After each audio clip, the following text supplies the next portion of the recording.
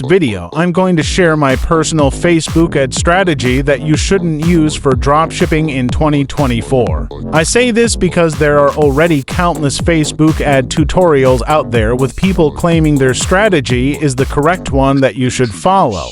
However, the reality is there is no single correct Facebook ad strategy.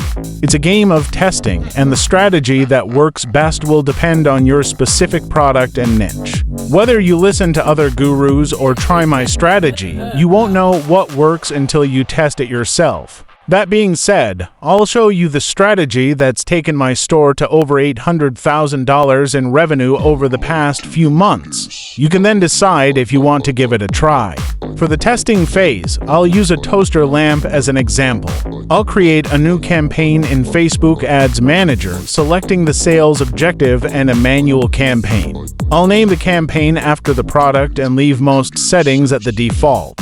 When setting the daily budget, I recommend $10 if your product is under $70 or $20 if it's $70, $100 plus. I always start the ad set at 12 a.m. to let Facebook spend the budget evenly. For targeting, I like to focus on one country during testing. I'll leave the age and gender broad as I'm not sure which will perform best. For interests, I'll choose one broad, relevant interest like lamp and use that across all my ad sets. I'll create 3 ad variations with different images, videos but the same ad copy. I'll duplicate the ad set 9 more times, targeting different relevant interests in 5 of them and leaving 5 as broad targets. Over the next 3 days, I'll monitor the cost per click and CPM of each ad set.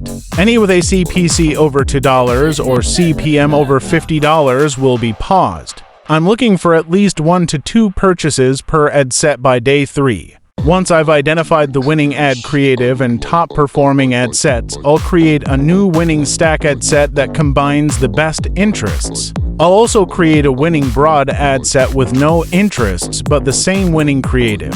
I'll scale these to ad sets, aiming for a profitable ROAS of 1.67 or higher before significantly increasing the budgets. To protect myself, I'll also set up a backup Facebook profile connected to my business manager using a tool like GoLogin. GoLogin enables separate login to a secondary Facebook profile, safeguarding your business if your primary account is banned. Use a different IP address and network for the backup profile via GoLogin's proxy features. Establish a fail-safe ad account and business protection workflow with this solution. From there, I'll duplicate the winning ad sets into a CBO campaign, starting at $150 out day and increasing the budget by 20% every 2 days as long as profitability remains strong. This is the core of my Facebook ad strategy for dropshipping in 2024. It's a process of rigorous testing, identifying winners, and then carefully scaling the most profitable elements.